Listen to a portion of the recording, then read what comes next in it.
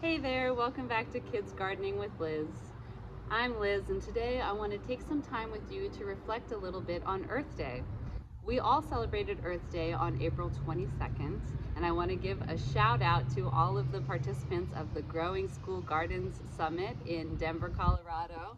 I had such an amazing time, and thank you for all of your incredible inputs. But now that we're coming to the end of April, I want to think about how can we take all these regenerative practices that we've learned and incorporate them into our day-to-day behaviors. So some small things you can start with are looking at your food, where your food comes from, and if your food is in season at the time that you're buying it. So you want to take a look at your food labels and just be aware of how far your food is being shipped to get to your plates. So something you can do in your local community would be finding a local farmers market, supporting a local CSA, or even planting and growing food in your own yard or on your porch or even in a window box inside. There's lots of ways to grow your own food and supplement your diet with locally grown produce. Some other things we could do to help our local communities environmentally would be looking for public transportation. That means taking the bike, taking the train, taking the bus, finding rideshare programs. I'd like to do a shout out for Active SGV, who has done a wonderful job of promoting a bicycle program here in the San Gabriel Valley. There's lots of organizations out there that can help you find more sustainable practices to take on every single day. And I want to make sure that you all know that it's not only on you. There is some big systemic changes that need to happen on the corporate and government level in order to solve this climate crisis.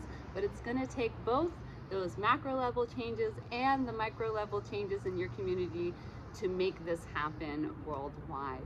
So I encourage you to make sure you're voting in your local elections, you're researching your local politicians, find out who's supporting environmental issues, bring these issues to the table to your local government, and you have the choice as a consumer of what you buy and which companies you support.